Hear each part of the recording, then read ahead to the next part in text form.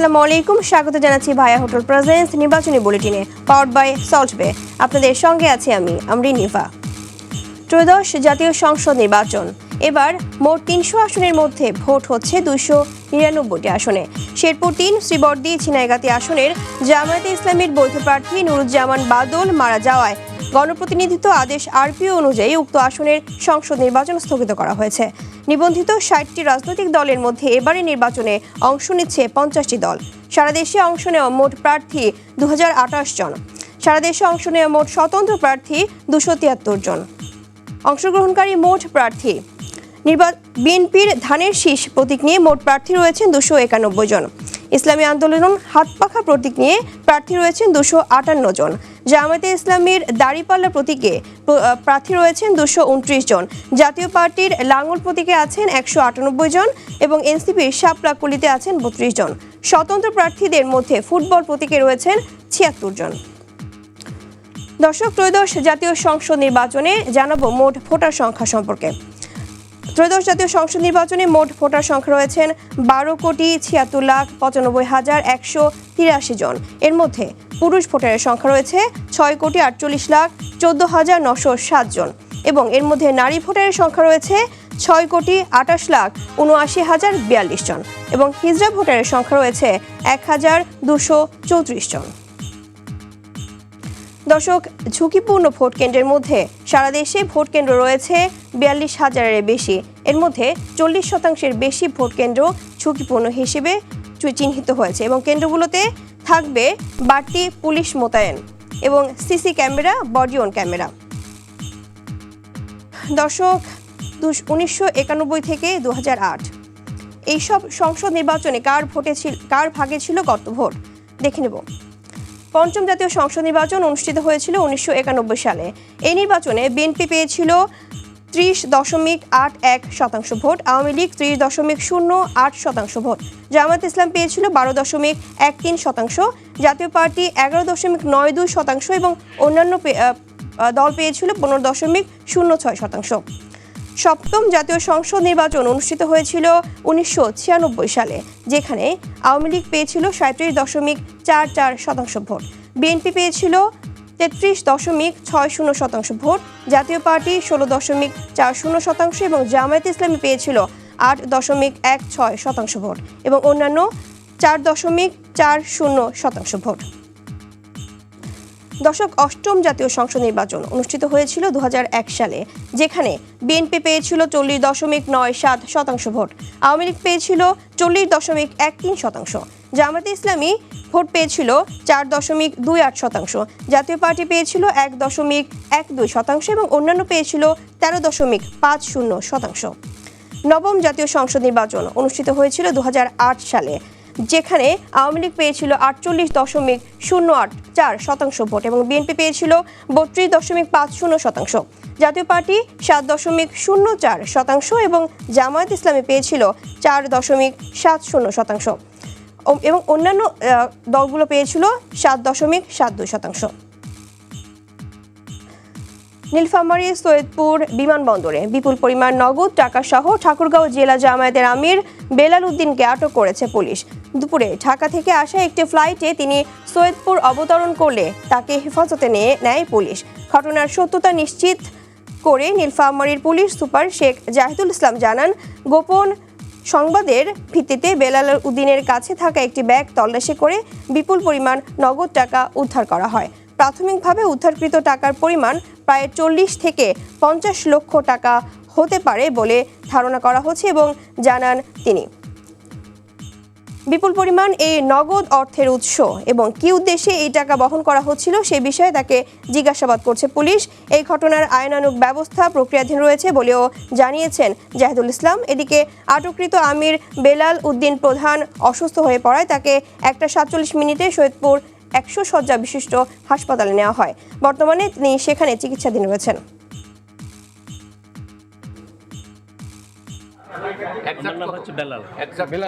হ্যাঁ। বাড়ি কোথায়? বাবার নাম কি? বাবার নাম দবিরুল।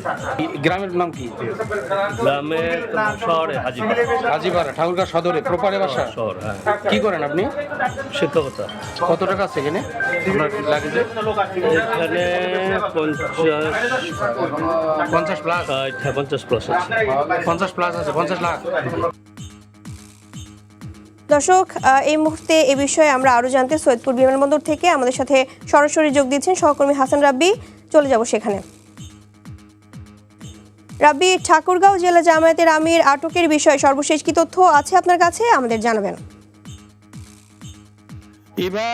এর আগে নিউজে যেমনটা জানছেন, ঠাকুরগাঁ জেলা জামাতের আমির বেলাল উদ্দিন প্রধান, উনি আজকে ঢাকা থেকে আসার সময় তার ব্যাগ তল্লাশির পরে প্রায় 50 লক্ষাধিক টাকা আটক করে পুলিশ। এরপরে এয়ারপোর্টেই সেনাবাহিনী, বিজিবি এবং পুলিশের ঊর্ধ্বতন কর্মকর্তারা তাকে জিজ্ঞাসাবাদ করার পরে উনি একটু অসুস্থ বোধ করে, সেখান থেকে তাকে চিকিৎসার জন্য নিয়ে যাওয়া হয় সিএমএস। আমরা জানছি যে সিএমএস সৈয়দপুর হাসপাতালে নেওয়া হয়। এখন যেটা আমরা সর্বশেষ জানতে পারছি যে তাকে সেখান থেকে রংপুর মেডিকেল কলেজ হাসপাতালে স্থানান্তর করা হবে। এখনো পর্যন্ত নিয়ে যাওয়ার প্রস্তুতি চলছে। তবে আইন শৃঙ্খলা বাহিনীর পক্ষ থেকে যে ব্রিফিং করার কথা ছিল, এই মুহূর্তে কেউ আর কোনো কথা বলছেন না। হ্যাঁ, আমরা এখনো পর্যন্ত তারা সঠিক সময় বলে নাই যে ওনারা কোন সময় এই ব্রিফিংটা করবেন, কত টাকা তার কাছে পাওয়া গেছে, কি উদ্দেশ্যে এই টাকাটা সে আজকে বহন করতেছিল, এগুলা কিছুই তারা আমাদেরকে এখনো পর্যন্ত জানায় নাই। আমরা অপেক্ষা করছি সেই টাকার পরিমাণ সহ সর্বশেষ সংবাদের জন্য। ঠিক আছে। ত্রয়োদশ জাতীয় সংসদ নির্বাচন ও গণভোট উপলক্ষে নির্বাচন উৎসবে মেতেছে সারা দেশ। ভোট দিতে নিজ এলাকায় ছুটছেন ভোটাররা। এরই মধ্যে নির্বাচন কমিশন সুষ্ঠু ভোটের লক্ষ্যে সকল প্রস্তুতি সম্পন্ন করেছে। কেন্দ্রে কেন্দ্রে যাচ্ছে ব্যালট পেপার এবং নির্বাচনী সরঞ্জাম। দুটি ভোট একই দিনে হওয়ায় ভোট গ্রহণের সময় এবার 1 ঘন্টা বাড়ানো হয়েছে। কাল সকাল 7:30 থেকে শুরু হয়ে ভোট গ্রহণ চলবে বিকাল 4:30 পর্যন্ত। সংসদ নির্বাচনের জন্য সাদা ব্যালট এবং গণভোটের জন্য গোলাপি ব্যালট ব্যবহার করা হয়েছে। এবার 299টি আসনে মোট প্রতিদ্বন্দ্বিতা করছেন 2028 জন প্রার্থী।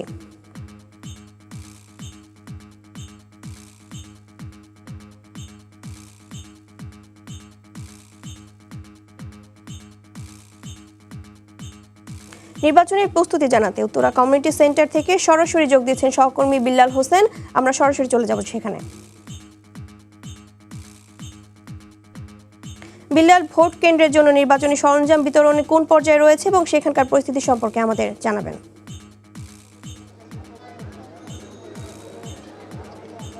আপনাকে আসলে জানিয়ে রাখি যে নির্বাচনী সরঞ্জাম বিতরণ কিন্তু সকাল 11টা থেকে শুরু হয়েছে। এখন কিন্তু বলা যায় যে নির্বাচনী সরঞ্জাম আসলে বিতরণের শেষ সময়। আমি এই মুহূর্তে আছি যে রাজধানীর উত্তরা কমিউনিটি সেন্টার, এখান থেকে কিন্তু এই যে আসনটি, এটি হচ্ছে ঢাকা 18 আসনের যে নির্বাচনী সরঞ্জাম, এই সেন্টার থেকে কিন্তু সকাল থেকে কিন্তু নিয়েছেন। বলা যায় এখন পর্যন্ত যে সকল কেন্দ্র রয়েছে প্রত্যেকটি কেন্দ্রে কিন্তু সেই ভোটের যে সরঞ্জাম সেটি কিন্তু পৌঁছেছে। আমরা এখন দেখি এখানে সংশ্লিষ্ট যে কর্মকর্তা আছেন তাদের সাথে আমরা যেটি কথা বলেছি, তারা যেটি বলছেন যে বিতরণ প্রায় শেষ পর্যায়ে, 2টি কেন্দ্র বাকি আছে। এটির যে দ্বিতীয় তালাটি কিন্তু সেই এই কার্যক্রমগুলো চলছে। আমি জানি যে এখানে অনেক বিদেশে থাকার কারণে যেখানে আসলে সেই বিতরণগুলো চলছে সেখানে গণমাধ্যম কর্মীদেরকে যাওয়া হচ্ছে না। আমরা বাহির থেকে সংবাদ সংগ্রহ করছি। তো এখন পর্যন্ত বলা যায় যে এই ঢাকা 18 আসনের যতগুলো কেন্দ্র রয়েছে প্রত্যেকটি কেন্দ্রে কিন্তু যেই নির্বাচনের যেই ব্যালট বক্স থেকে শুরু করে যে সকল যে জানি এবারে নির্বাচনের পাশাপাশি কিন্তু গণভোট হচ্ছে। গণভোটের যে ব্যালট, নির্বাচনের প্রতীকের যে ব্যালট, 2টি ব্যালটটি কিন্তু তারা এখান থেকে কিন্তু ভোটার যে সব কেন্দ্রে কিন্তু এরই মধ্যে কিন্তু সরঞ্জাম বিতরণ করা প্রায় শেষের দিকে। আরেকটি তথ্য দিয়ে রেখি, এখান থেকে যে সকল সরঞ্জামাদি নিয়ে যাওয়া হচ্ছে সেই সকল সরঞ্জামাদির যে নিরাপত্তার যে বিষয়টি সেটি কিন্তু সেনাবাহিনী থেকে শুরু করে পুলিশের যারা আছেন সবাই কিন্তু সেই নিরাপত্তা বলের মধ্য দিয়ে কিন্তু নির্দিষ্ট কেন্দ্রে কিন্তু সেগুলো পৌঁছেছে। বলা যায় যে প্রত্যেকটি কেন্দ্রেরই এখন যে সরঞ্জাম বিতরণ প্রায় শেষ পর্যায়ে। আর যারা সাধারণ ভোটার আছেন দীর্ঘ বছর পর তাদের ভোটাধিকার প্রয়োগ করার জন্য আগামীকাল সকাল 7টা পর্যন্ত আসলে আমাদের অপেক্ষা করতে হবে। বলা যায় যে কেন্দ্রে কেন্দ্রে নির্বাচনী সরঞ্জাম যাওয়া শেষের দিকে। তো এই ছিল উত্তরা কমিউনিটি সেন্টার থেকে আমার কাছে সর্বশেষ। ধন্যবাদ আপনাকে। ত্রয়োদশ নির্বাচনকে সামনে রেখে রাজধানী সহ সারা দেশে নেওয়া হয়েছে বাড়তি নিরাপত্তা। এই মুহূর্তে রাজধানীর আজিমপুর সেনাবাহিনীর চেকপোস্ট থেকে সরাসরি যুক্ত হচ্ছেন সহকর্মী জাহিদ রহমান। সরাসরি চলে যাব সেখানে। জাহিদ, রাজধানীতে আইন শৃঙ্খলা বাহিনীর তৎপরতা কেমন দেখছেন এবং এই বিষয়ে বিস্তারিত জানাবেন আমাদের। ইভা, আপনি জানেন যে রাত পোহালে কালকে অর্থাৎ গণভোট এবং জাতীয় সংসদ নির্বাচন ত্রয়োদশ, সেই উপলক্ষে ইতিমধ্যে আইনশৃঙ্খলা রক্ষাকারী বাহিনী সহ যারা নিরাপত্তার দায়িত্বে রয়েছেন তারা দায়িত্ব পালন করছেন এবং বেলা বাড়ার সাথে সাথে এই নিরাপত্তা আরও বেশি জোরদার করা হয়েছে।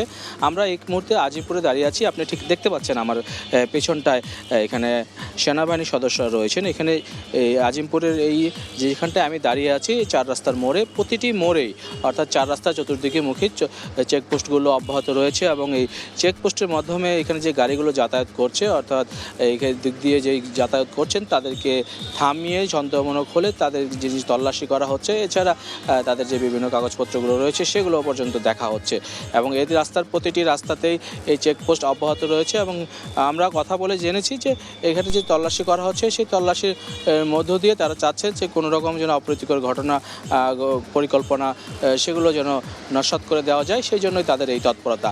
এছাড়া আমরা দেখেছি রাজধানীর বিভিন্ন স্থানে বিজিবি, র্যাব এবং পুলিশের যে টহল রয়েছে সেই টহলগুলো অব্যাহত রয়েছে। এছাড়া আপনারা জানেন যে মোবাইল কোর্টের মাধ্যমে যে ম্যাজিস্ট্রেটরা রয়েছেন দায়িত্ব পালন করতেছেন প্রায় 2000-এর উপরে, তারাও আমরা দেখেছি বিভিন্ন জায়গায় টহল দিচ্ছেন এবং সেই টহলের মাধ্যমে তারা সেই নির্বাচনী যে বিভিন্ন রকম যে আনুষঙ্গিক বিষয় রয়েছে নিরাপত্তা সহ সেটি তারা মনিটরিং করছে এবং কোনো ধরনের ব্যবস্থা নেওয়া থাকলে তারা হয়তো তাৎক্ষণিক সেই ব্যবস্থাটিও নিচ্ছেন। তবে এখন পর্যন্ত আমরা আইন শৃঙ্খলা রক্ষাকারী বাহিনীর পক্ষ থেকে এবং যারা দায়িত্ব পালন করছে তেমন কোনো অপ্রীতিকর ঘটনার কোনো খবর আমরা পাইনি এবং তারা বলছেন যে সুষ্ঠু এবং অবাধ নিরপেক্ষ উৎসবমুখর নির্বাচনের জন্য তাদের সার্বিক প্রস্তুতি অব্যাহত রয়েছে। এবার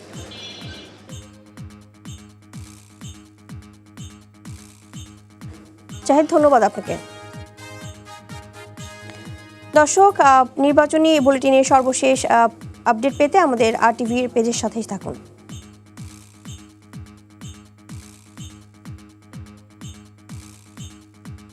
ত্রয়োদশ জাতীয় সংসদ নির্বাচন ও গণভোট উপলক্ষে সারা দেশে কেন্দ্রে কেন্দ্রে পাঠানো হচ্ছে সরঞ্জাম।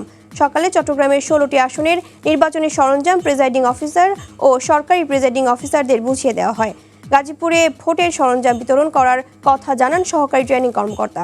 সকাল থেকে রাজশাহী মাদ্রাসা মাঠ থেকে কঠোর নিরাপত্তা সরঞ্জাম পাঠানো হয়েছে। লক্ষ্মীপুরের 496টি কেন্দ্রের প্রিজাইডিং অফিসার ও সরকারি প্রিজাইডিং অফিসারদের ব্যালট পেপার, বাক্স, সিল সহ অন্যান্য সরঞ্জাম বুঝিয়ে দেওয়া হয়। কুমিল্লার 11টি আসনের 1491টি কেন্দ্রে ব্যালট সহ ভোট গ্রহণের সরঞ্জাম বিতরণ করা হয়েছে। এছাড়া রংপুর, ময়মনসিংহ, খুলনা, সিলেট সহ সারা দেশে কেন্দ্রে কেন্দ্রে পাঠানো হয়েছে নির্বাচনী সরঞ্জাম। এদিকে সুষ্ঠু ও শান্তিপূর্ণ নির্বাচনে র্যাব, আনসার, বিজিবি, পুলিশ সহ আইন শৃঙ্খলা বাহিনীর সদস্যরা মাঠে থাকবেন। পুলিশ সদস্য থাকবে এবং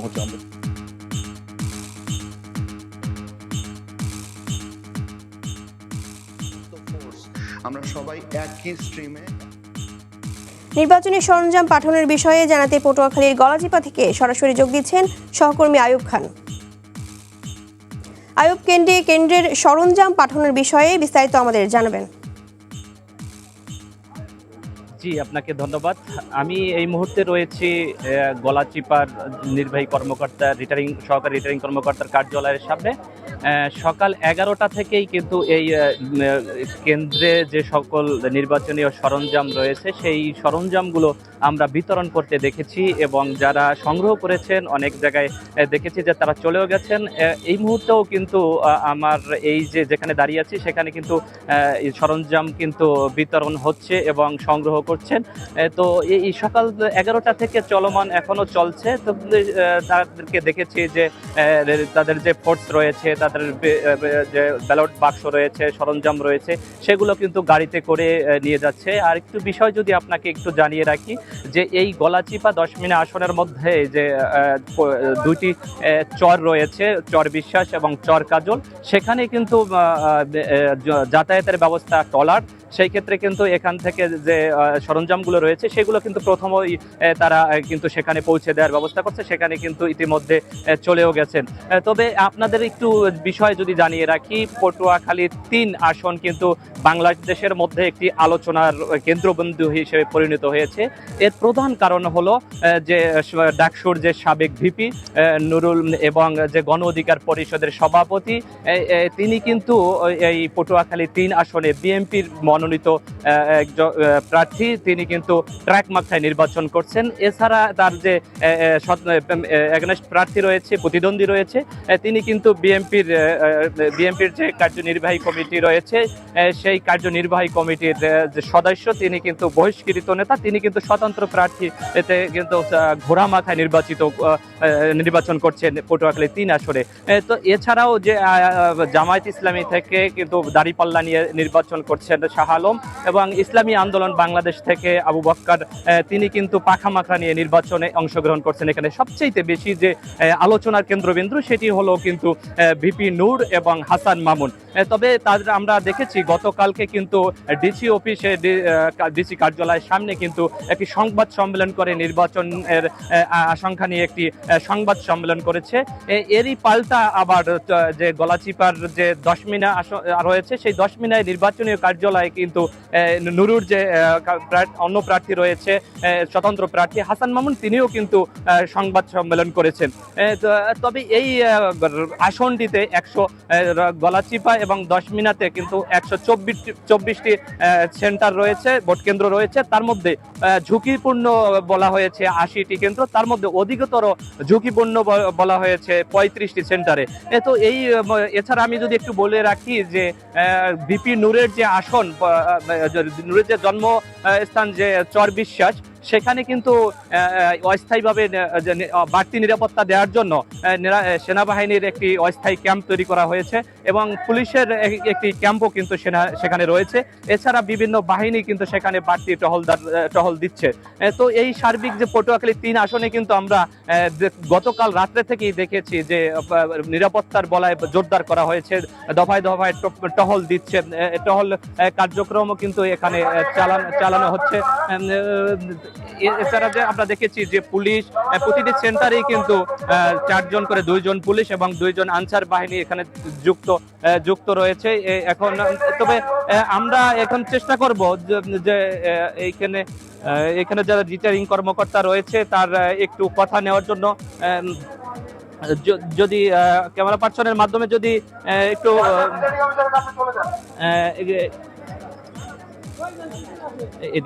আমরা আসলে এই বাংলাদেশের সবচেয়ে আলোচনার কেন্দ্রবিন্দু হয়ে আছে পটুয়াখালী 3 আসন এবং পাল্টাপাল্টি অভিযোগও তুলছেন এই আসনটিকে নিয়ে, বিশেষ করে নিরাপত্তার বিষয় নিয়ে, যে ভোটের যে আশঙ্কাটি নিয়ে। এই সম্পর্কে নিরাপত্তার বিষয়ে আপনারা সার্বিক কি বলায় তৈরি করেছেন বলে মনে করছেন? ধন্যবাদ। আপনারা ত্রয়োদশ জাতীয় সংসদ নির্বাচন এবং গণভোট 2026 উপলক্ষে 113 পটুয়াখালী 3 আসনে আমাদের সার্বিক নিরাপত্তা ব্যবস্থা সর্বোচ্চ গুরুত্ব দিয়ে প্রণয়ন করা হয়েছে এবং জেলাতে যে নির্বাচনী নিরাপত্তার পরিকল্পনা গ্রহণ করা হয়েছে, সেখানেও এই আসনের যে 2টি উপজেলা রয়েছে সেটিকে গুরুত্ব সহকারে বিবেচনা করে অধিক সংখ্যক বিজ্ঞ এক্সিকিউটিভ ম্যাজিস্ট্রেট, বিজ্ঞ জুডিশিয়াল ম্যাজিস্ট্রেট এবং অন্যান্য যে আমাদের বাংলাদেশ সেনাবাহিনী, বিজিবি, আনসার, র্যাব, পুলিশ সহ সকল আইন শৃঙ্খলা রক্ষাকারী যে বাহিনীসমূহ রয়েছে তাদের মোতায়েনের ক্ষেত্রে এটিকে প্রাধান্য দেওয়া হয়েছে এবং আমরা আমাদের যে 80টি ভোট কেন্দ্র রয়েছে সেটিকে সার্বিক বিবেচনায় ক্যাটাগরাইজ করে সেই ক্যাটাগরি অনুযায়ী আমাদের স্ট্যাটিক এবং নিয়ারবাই মুভিং বা মোবাইল ফোর্স ডিপ্লয়মেন্টের ক্ষেত্রে এগুলোকে আমরা বিবেচনায় নিয়ে সকল কার্যক্রম সম্পন্ন করেছি।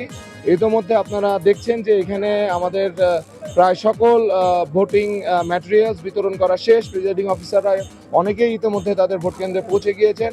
রাস্তায় সকল বাহিনীর নিয়োজিত মোবাইল এবং স্ট্রাইকিং ফোর্সগুলো, বিজ্ঞ এক্সিকিউটিভ ম্যাজিস্ট্রেট এবং বিজ্ঞ জুডিশিয়াল ম্যাজিস্ট্রেটগণের নির্দেশনায় তারা এই মুহূর্তে পেট্রোল কার্যক্রম পরিচালনা করছেন এবং যে কোনো ধরনের আইন লঙ্ঘনকে তারা তাৎক্ষণিকভাবে বিচারের আওতায় নিয়ে আসছেন। Thank you. আপনারা শুনছিলেন, এছাড়াও কিন্তু নিরাপত্তার জন্য কিন্তু 124টি সেন্টারেই কিন্তু সিসি ক্যামেরার আয়ত্তে নিয়ে আসা হয়েছিল। আসলে পটুয়াখালী 3 আসন থেকে এই ছিল আমার কাছে সর্বশেষ। আয়ুব খান, রাঙ্গাবালি, গলাচিপা। আয়ুব, ধন্যবাদ আপনাকে। দর্শক, নির্বাচনী বুলেটিন এ পর্যন্ত। নির্বাচনের বিশেষ টক শো বিকেল 4টায় দেখার আমন্ত্রণ রইল। ধন্যবাদ সবাইকে।